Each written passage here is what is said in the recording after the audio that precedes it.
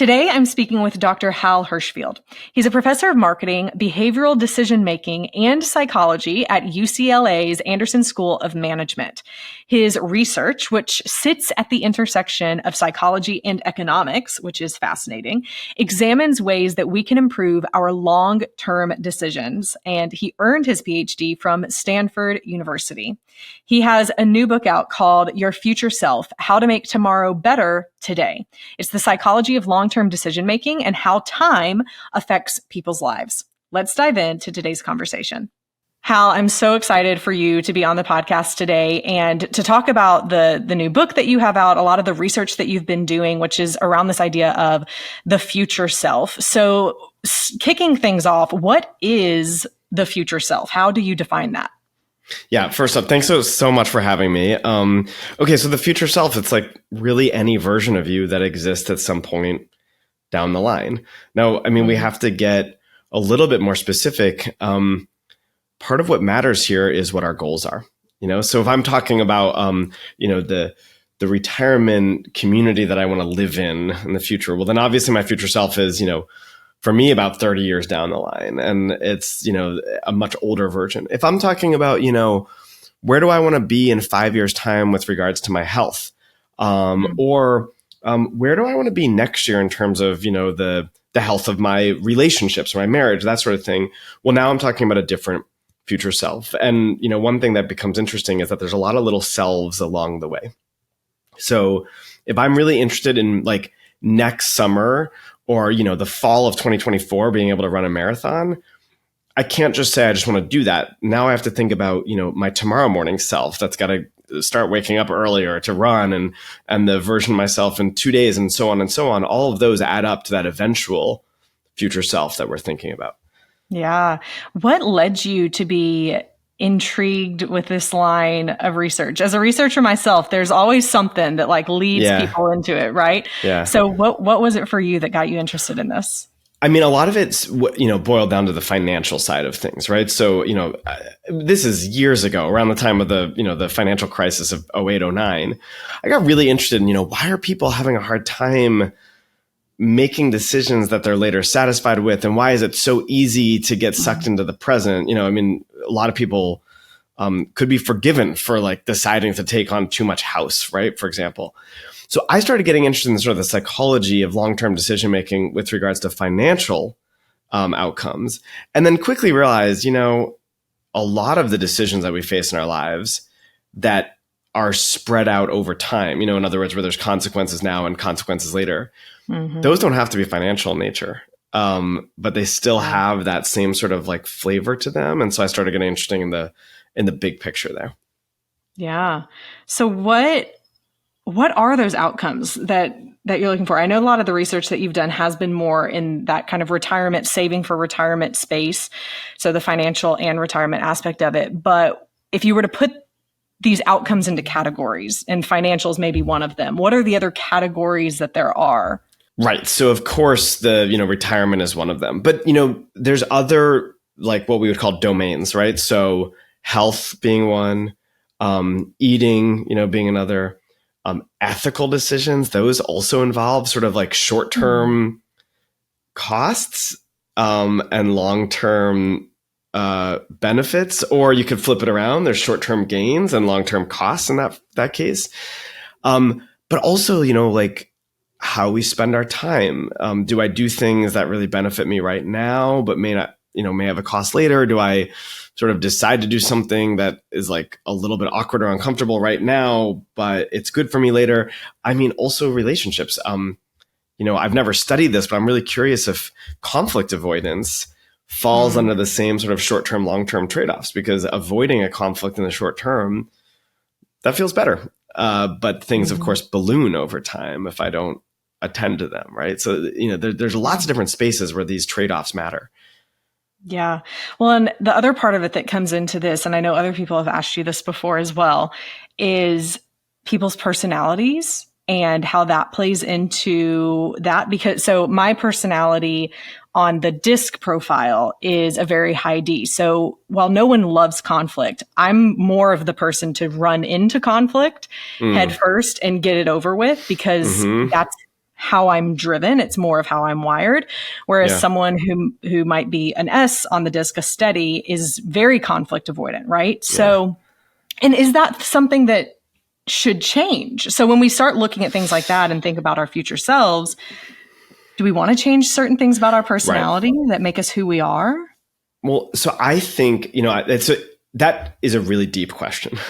And, we have to be careful with how we answer it. So I think it's a question that could apply to lots of different things, not just personality change, but any sort of change.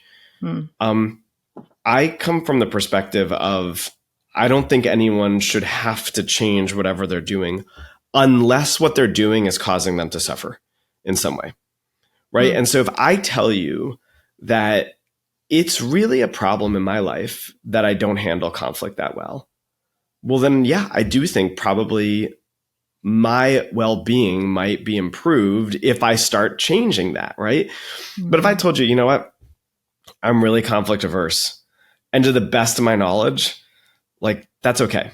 Like, maybe that works in my relationships. Maybe maybe I'm not causing any harm by avoiding conflict, then, like, who am I to say that you should change, right? That, but now on the surface, it kind of seems like a certain amount of conflict is good, a certain amount of X, Y, and Z is good, but it's really hard to judge unless we sort of dig into the idiosyncrasies between people.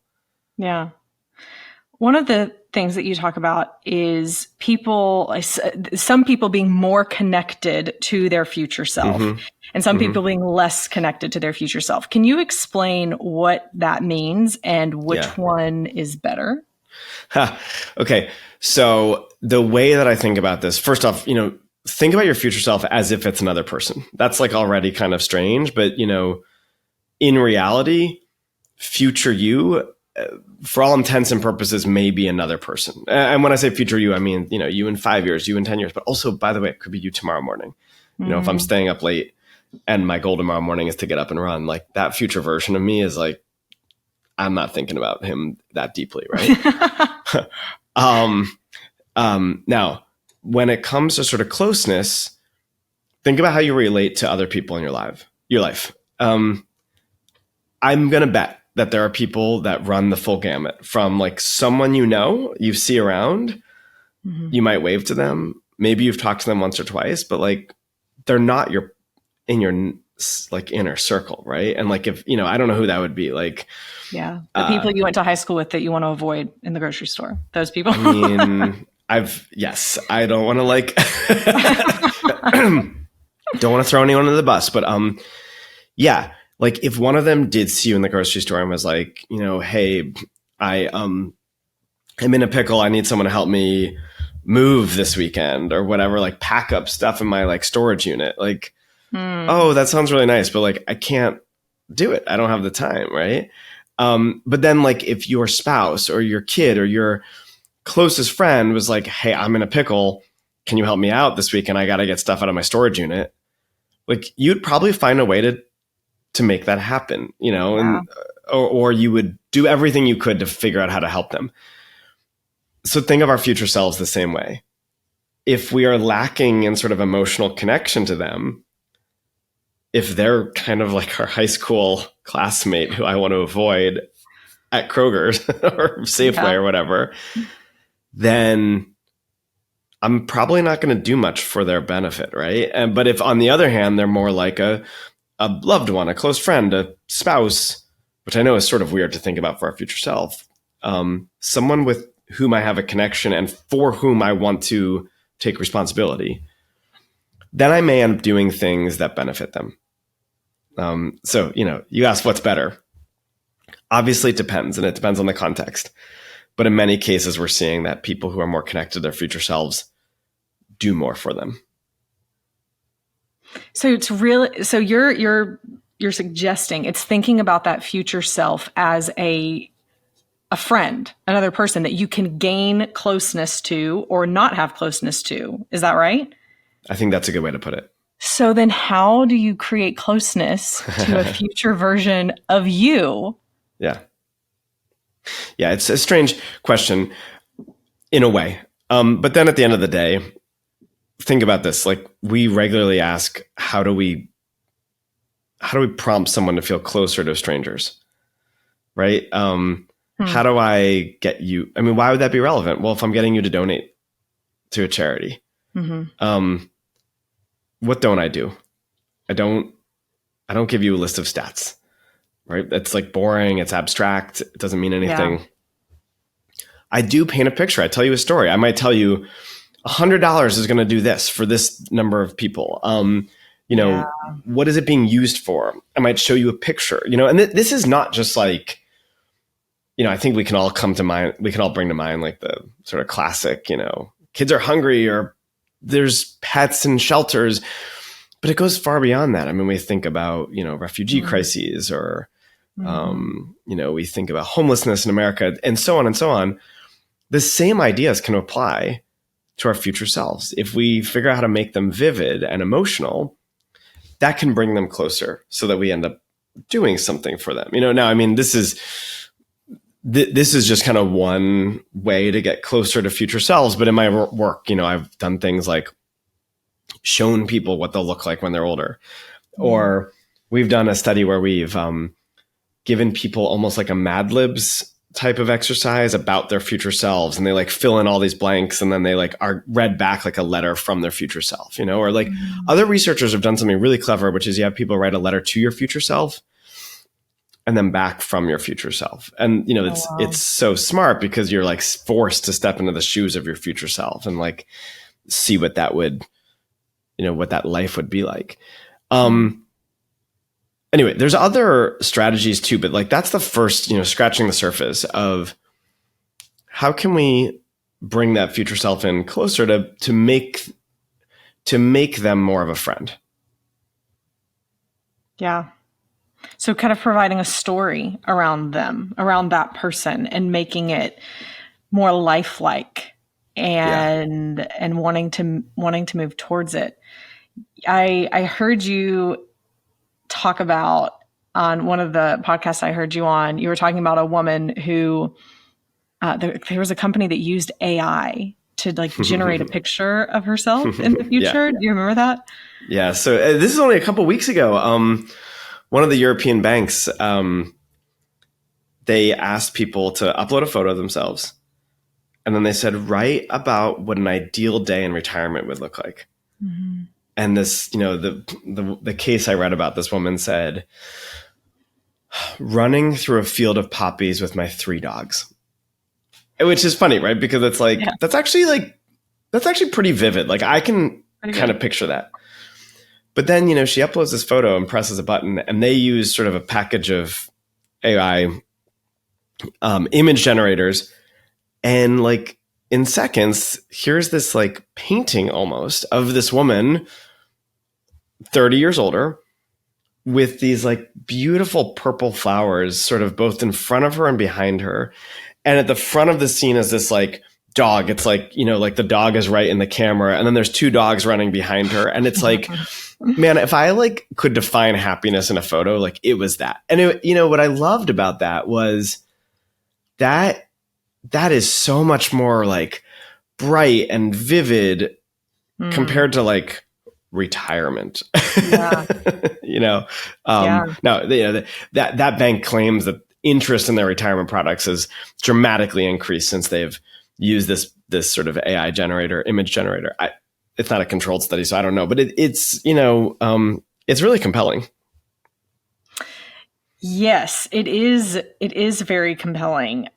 And the other aspect of this too is the other way I heard you talk about it was when we think about our future self, we're basically asking our current self to make a sacrifice. And when we think about it in relationships, like our day-to-day relationships, when we are in a relationship with someone where we feel like we are the ones constantly making the sacrifice, it makes it difficult to be in a relationship. Like a lot of times those are the relationships we want to end and we want to move on from. Mm-hmm. Mm-hmm. So how can can you expand on that a little bit more? And then what is the reframing that you believe works and is effective in helping to see our future self as someone we want to make sacrifices for? Or is it always sacrifices that we need to make? No, and I think all these questions are great.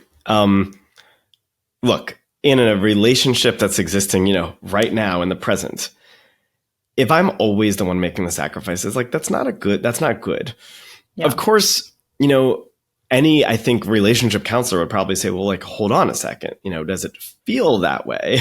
Or is that the case, right? The classic research on, you ask married couples what percentage of the housework they do, and it adds up to 140%, right? Right. Yeah.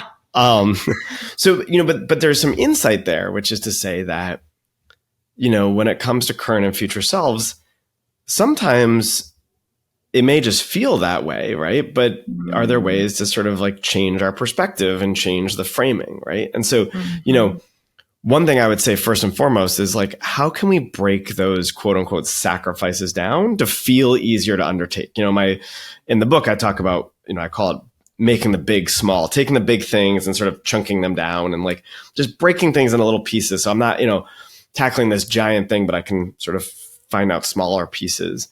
And then, like figure out how I can actually like handle the first one. There's another way to think about this though, which is to say like, how can I make those sacrifices feel more pleasant? So it's not just breaking them down, but literally adding a component, and so I think we have this black and white view of now and later. We have this black and white view of the self and others. But I mean, who hasn't experienced, well, I shouldn't say who hasn't, but like, I think many of us have probably experienced the joy that comes with doing something for another person, right? You experience that with your kids, with your spouse, lots of people. So, is there a joy that can come from doing something that will benefit you later? But can you also take some, present moment benefit as well? In really concrete terms, Katie Milkman at Wharton has like what she calls temptation bundling. The idea is I bundle up any sort of present moment temptation, something that's like a guilty pleasure, with the thing that's going to actually benefit me in the long run.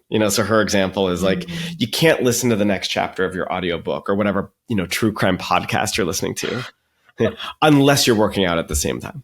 Yeah. And they're like, the nice thing about that is it's like present you get something, but so does future you. Yeah. Yeah. And I do really like the concept of thinking back to that future self. I'm a big Peter Attia fan. I don't know if you know who that is. Yeah. And a lot of people know who that is. And one of the things that, and I'm also really big into fitness. Like I love working out and all that stuff, but hearing him talk about what he calls the last decade of your life and think kind of planning for that. What do you want to be able to do in the marginal decade of your life? How do you want to be able to play with your grandkids? What kind of exercises do you want to do? And then your today should guide what you want that to look like, right? So it changed for me. It was a huge reframe of I'm not just doing back squats to do back squats. It's like I'm building a muscle that I know is going to get small, like I'm going to lose as I get older, but I want to be able to climb up a set of stairs in Paris so that I can still travel when I'm 80 years old. Yeah. Yeah. So that reframing of it, I think, has been super helpful. And the other one I think people get really stuck on here too is like nutrition or what they eat, right? Because man, you want the cheesecake now, and the younger you are, you could kind of get away with that a little bit easier. But the older we get for several reasons, that's not so forgiving over time. And is it helping us get to that future self? I don't know what my question is there. It's more just a statement. No, but it's no. These are great observations. I mean, there's a couple things. One is the cheesecake example. Of course, it's like if I had a slice of that tonight or drank, an extra glass of wine, like I'll feel a little bit of it tomorrow, but like it goes away quickly. And like it would be hard to have like a medical professional, I think, say to me like that one piece that like that did you in, but the problem is we make little exceptions about everything in the present, so it's like that one cheesecake, that one day I didn't work out, whatever it is, they add, like you said, they kind of add up, they like string together to create this, a different future in a way. the back squats example is a great one because I can reframe that as like, I'm not just doing this for the sake of doing it, but also like so that I can walk up those steps. And I love that specific example because it wasn't what you said was really interesting. It wasn't just so that I could be healthier in older age, but it was vivid and specific so that I can walk upstairs in Paris or Florence or wherever you want to go when you're 80 and still do that. And I think that's, if you had said to me, I want to do this so I can be healthier when I'm older, might say like, will that really move the needle? Like it's probably too abstract. Yeah. Do you think that people think about their future self at all normally? Well, yes, at all, but not like they definitely like, I think, look, I know that wasn't meant to sound funny. It's like, yeah, I do think to some extent they do, right?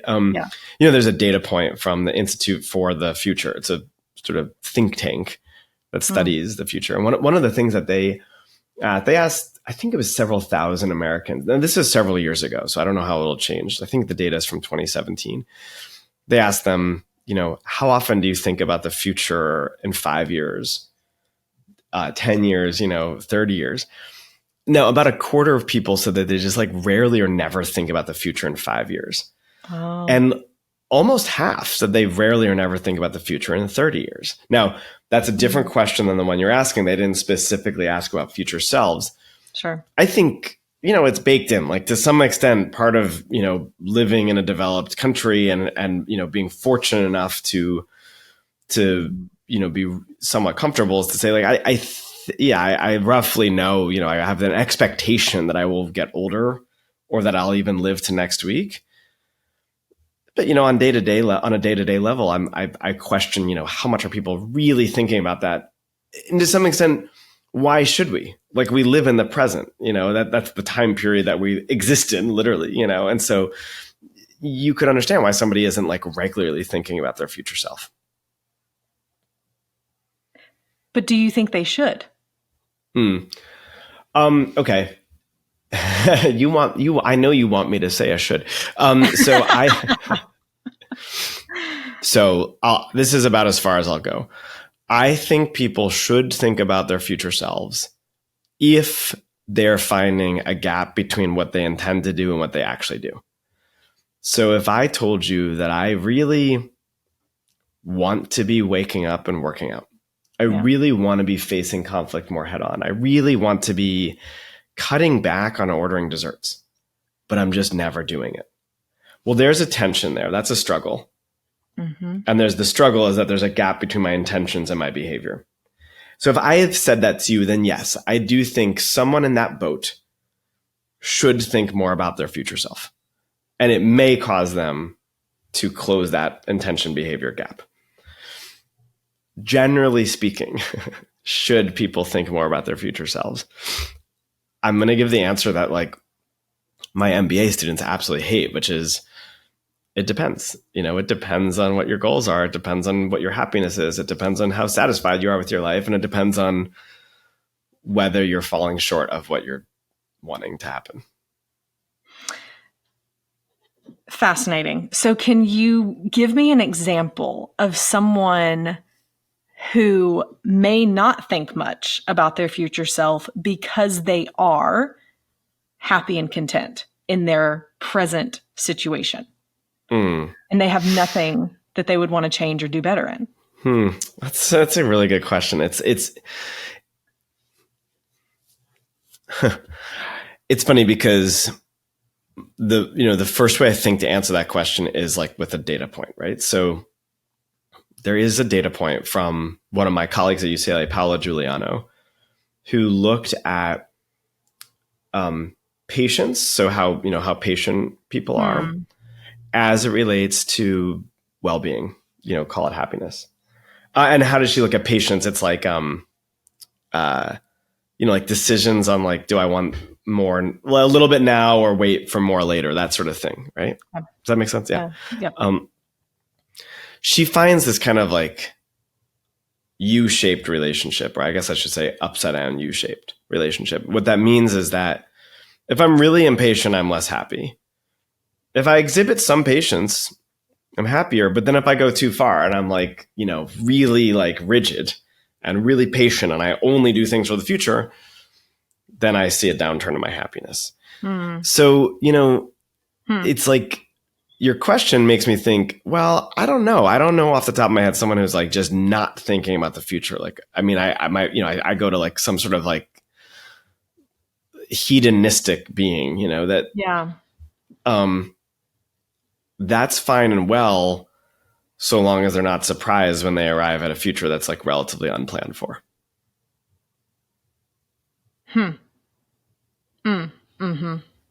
Okay. I can see why you would say that and where you're coming from. So you're basically saying if we only live in the moment and we don't think about how our actions, our decisions, our behaviors are going to affect us long term or the people around us long term, then we may end up at this future self that we haven't considered and it not be what we were hoping for it to be. Yeah. I mean, it would be hard. It would almost be hard to imagine somebody who just like literally never thought about that future self. But yeah, where it worries me is, somebody says, I'm just going to like, just constantly live like a YOLO existence. There's some real benefits to that, of course, in the moment. And it's cool. Like I'll just like keep working forever until I die.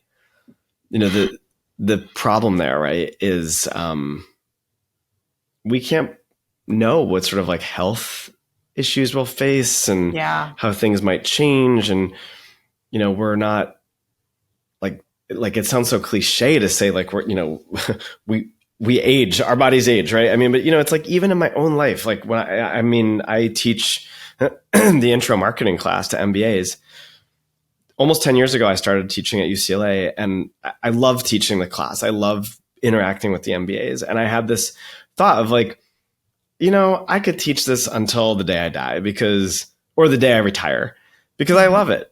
And, I study this stuff and like only recently I still love it, but I'm like, it's like a little more tiring lately. Like sometimes I don't like relate to the student. I mean, I sound like old and cranky right now, but it's like, that's funny, like in my own life, like that I think things are changing and, maybe I'll want to do something different in terms of, literally what I teach, which feels like not a huge thing, but it's enough that it impacts my life, Yeah. And that's true. That's another thing that I've heard you talk about, which is there sometimes where our current selves are making promises that our future selves don't want to follow through on, that they don't want to cash in, like writing checks now that we don't want to cash in on later.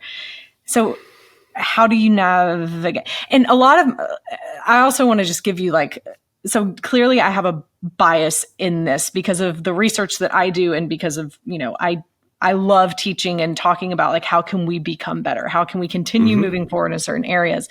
But then also my research for my PhD is in line of goal progress and self-esteem. Right. And so how does moving towards a goal and achieving that goal actually impact areas of how we look at ourselves and how we feel about ourselves, and knowing that when people set goals and don't achieve them, there's a negative impact to well-being and self-esteem. And so you have to like disengage and reorient, and there's a whole lot of stuff that goes in there with that.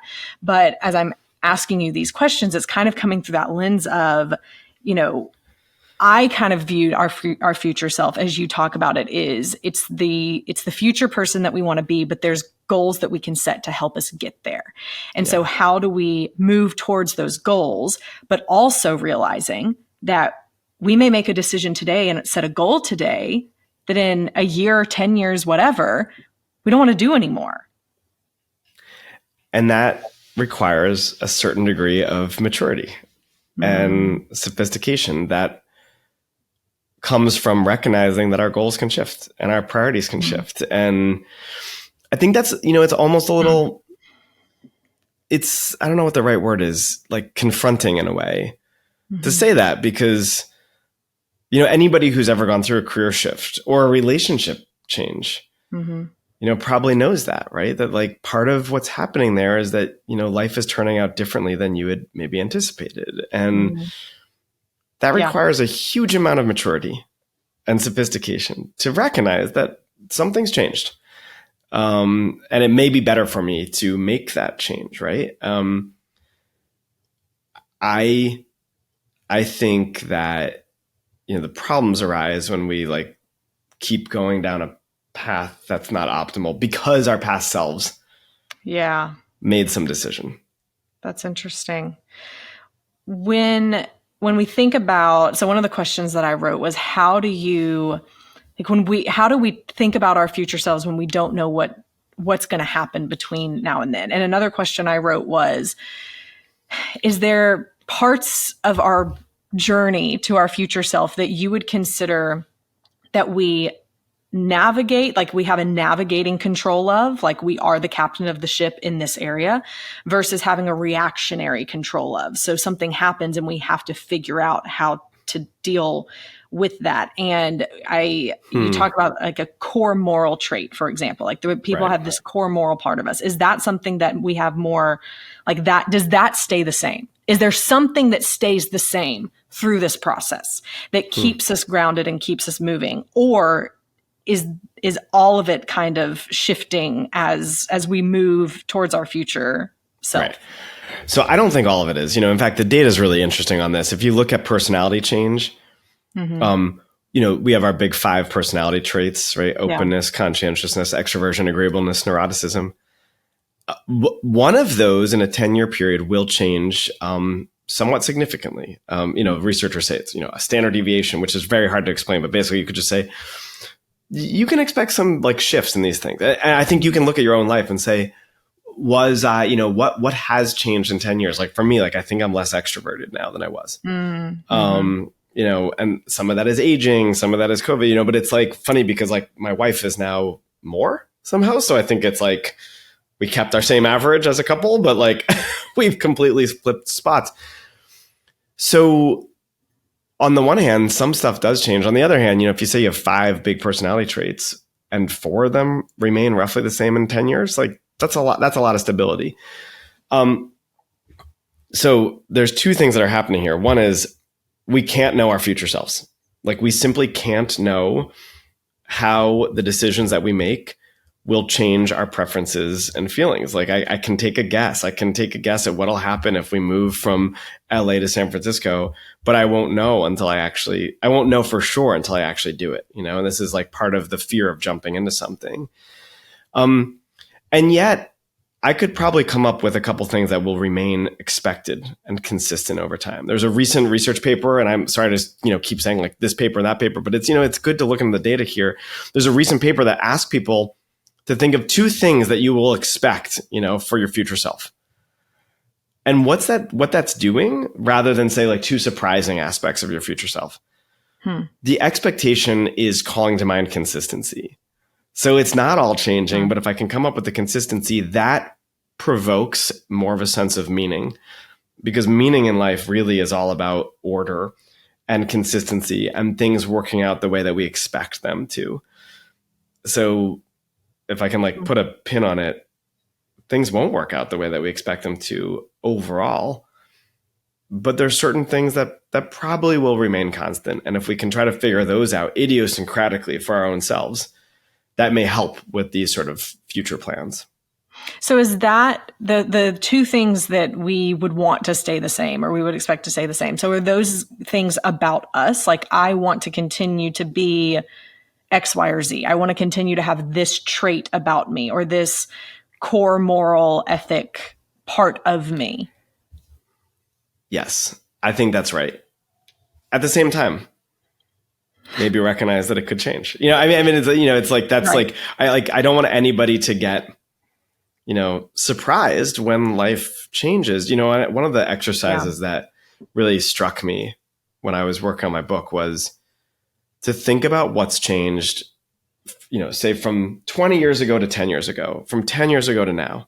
In my own life, like I can come up with a lot of things. We've moved cities, we have kids now, we didn't. And it's like, I like a different band, blah, blah, like all these things, some of which are surface level, some of which are really deep identity. Now, what will change in 10 years? Will everything be the same? Like, I don't think so.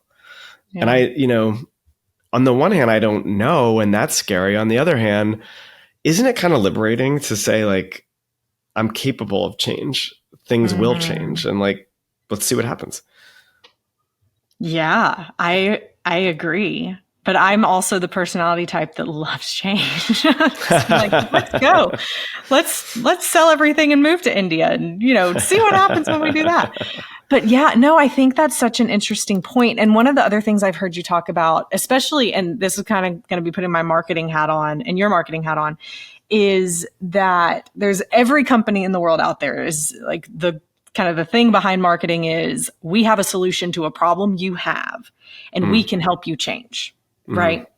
So, and then for the client or for the potential client, it's, I don't know that I trust you to help me change. I don't know that I want to change. Right. There's an obstacle up for them wanting to change.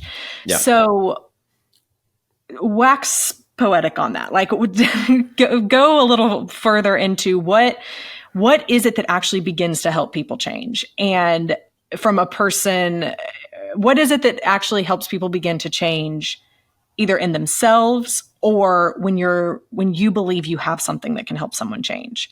How do you help them see that? Right. So I actually think that Gabrielle Oettingen, she's a psychologist at NYU. She has some really fascinating work on what she calls mental contrasting. So if I want to change, I have to first say, okay, what do I want to be at some future point? And what does my life look like right now? And then what's the contrast between now and later? Because one of the things that we might do mistakenly is say, let's paint some ideal picture of the future and stop there. I want to change. I want to become that thing. And that feels really good to kind of think about that, like that version of me. But then ironically, I don't do anything. And so, if you want to actually start, like, and we're getting really concrete here, I think you have to engage in the mental contrast and say, what's the difference between now and that ideal point in time? And then you need to say, what are the obstacles that stand in the way between now and later? And what are the obstacles that are overcomable? Because if I tell you my goal is to have a mega yacht off, the French Riviera or something like that, the obstacle that stands in the way is that, like, I don't have like $1 billion and I probably won't.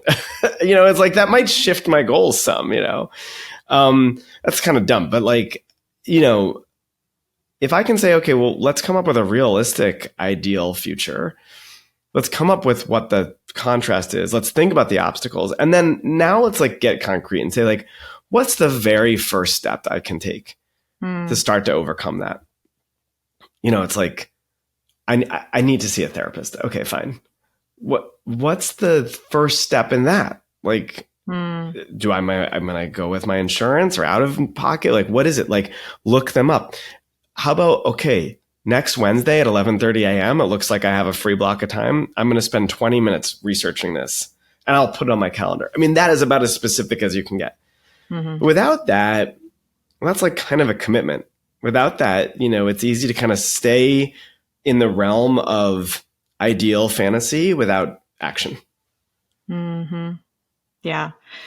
Where do you think people get most frustrated in this process? Is it that it's difficult for them to actually sit down and take the time to picture their future ideal self, and so they don't move towards it? Or is it they know, but they haven't taken the discipline to take the actions or something else in between that?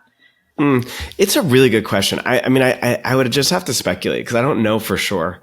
I would almost speculate that one of the most difficult aspects is not seeing progress. Because there's so many pursuits that we engage in over time that result in sort of invisible progress. Saving money is actually one that does have some sort of salient, concrete accumulation of money. But like getting healthier, like I might feel it eventually on like a subjective level. I have more energy, whatever it is. But it's hard to sort of, like see that progress over time. And I would imagine that can be frustrating. Yeah. So what do people do when that happens? What should they do? What would you recommend? Don't give up. No, I mean, I actually really love a technique. I mean, this is really more specific to goal pursuits where there's like concrete goals that if I want to work out 5 days a week or 3 days a week, and I want to lose 5 pounds in 2 months or whatever. Mm-hmm. I need to work out a couple times a week, right? And so one place of frustration is not just the not seeing progress, but the like, what happens when I like fail to meet my goal?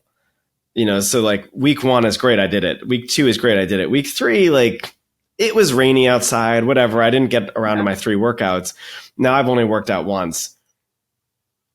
You kind of want to just give up, right? And it's like, I might as well now eat cheesecake too, right? Because I've already messed up this one thing. So one thing I really like is to set goal ranges. So it's not 3 times a week, but it's like anywhere between 2 and 4.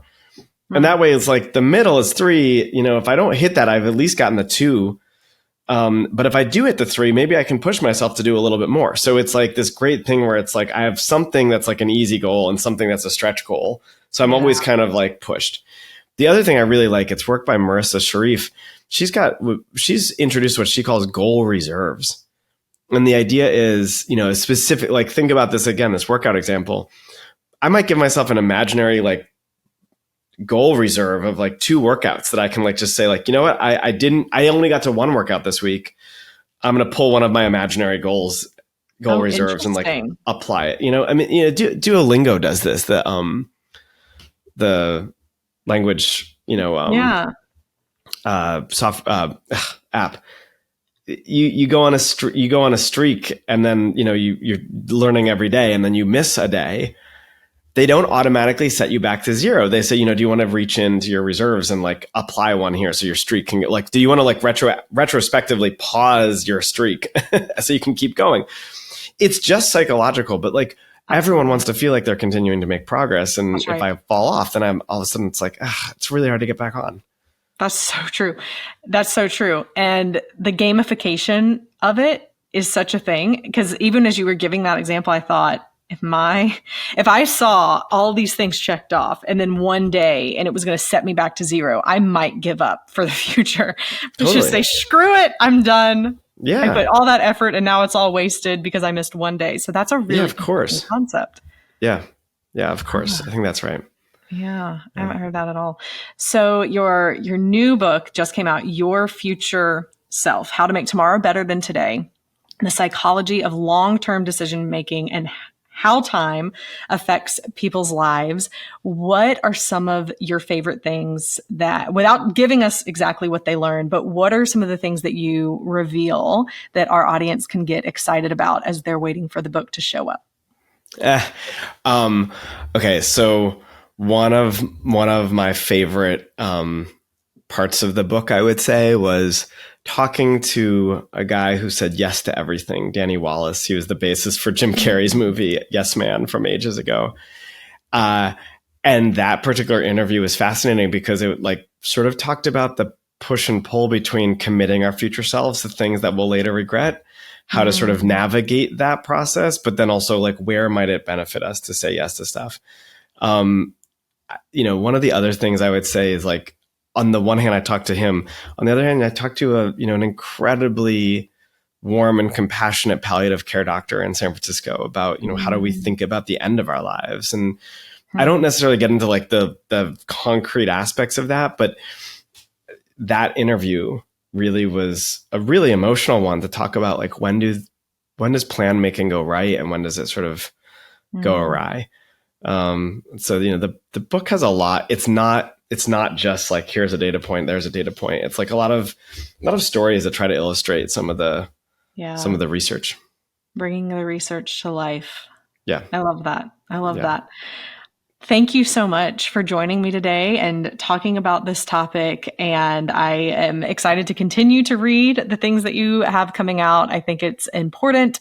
The work that you're doing is great. And on a personal note, I don't know if this will make it in the podcast, but the way that this applies to marketing, I want my whole marketing team to read this book and find anything else that you do where you talk about this with marketing. Cause I'm like, this is it. I think that psychologists make the best marketers. Yeah, that's so interesting. I love that. Well, thanks. This was really fun. It was great to chat with you. Yeah, great to chat with you too. Here are my key takeaways from today's episode.